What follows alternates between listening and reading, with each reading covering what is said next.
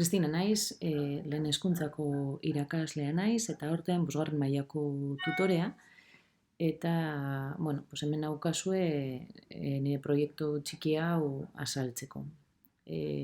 Izenburua hemen ikusten duzuen moduan, gure ikasleen sare sozial digitalak ezagutzen. Hasiko naiz gure eskolan orain arte emandako urratsekin. Sare hezkuntzan egon gara sartuta eta duela urte batzuk gabiltza ikasleekin lanean kompetentzia digitala, ikasleen kompetentzia digitala. Horretarako, Inziberekin jarri ginen harremanetan, eta ziber voluntario bat etorri zitzaigun eskolara, familiak, ikasleak eta irakasleekin aritzeko, eta besteak beste, sare sozialen gaia agertu zen. Pantaiaz amigazetik urtero, 6. mailan egiten dute saio pare bat, eta azkenik, komentatu dudanez, kompetentzia digitala lantzen da 3. mailatik, lehen hezkuntzako 3. mailatik 6. mailara. Horren barruan, sare sozialen erabilera ikutzen da. Proiektuaren ildo nagusia zera da? Pentsatu dut integratzea proiektu hau kurrikulumean.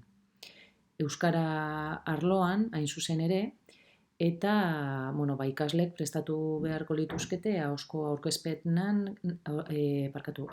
aurkezpenak haiek erabiltzen dituzten sare sozialak, sare sozialen onurak eta gabeziak azaltzen. Geroago guztion artean debatea sortuko litzateke, eta han ateratzen denarekin, hortik abiatuta, sare sozialen erabileran sakonduko da.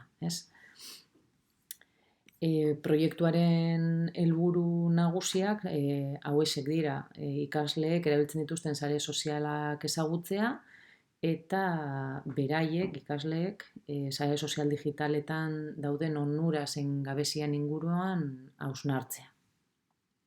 Askotan erabiltzen dituzte, baina ez dute ematen denbora horretan pentsatzen, ez?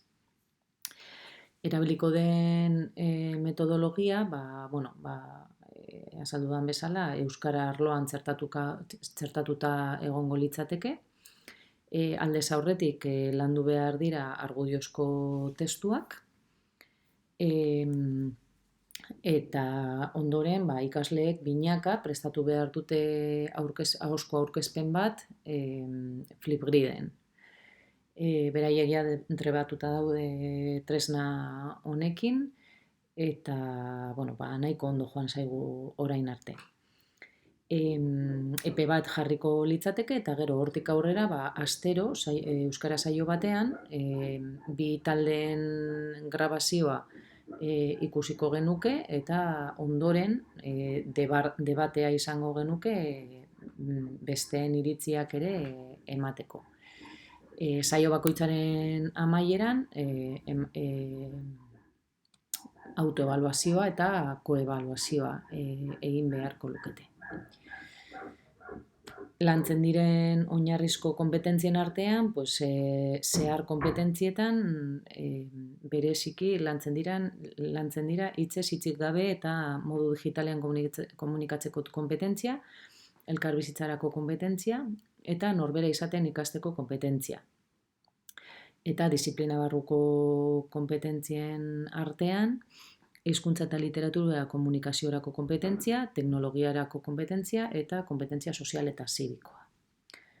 Beharko genituzken materialak, gauza handirik ez dugu behar, argudiozko testuak, honekin sartu baino lehen lantzeko eta ikusteko ereduak, arbel edo proiektatzeko pantaila bat, ikasleen aurkezpenak Flipgriden grabatuta, eta auto eta koebaluaziorako txantilloiak. Denboralizazioa, nik egin dut pentsatuz nire ikasleengan, 14 lagun dira, orduan, 3 hilabete batekin nahiko izango genuke. Norbait animatzen bada, holako zehoz ere egiten, agian behar du denbora gehiago ikasleen kopuruaren arabera.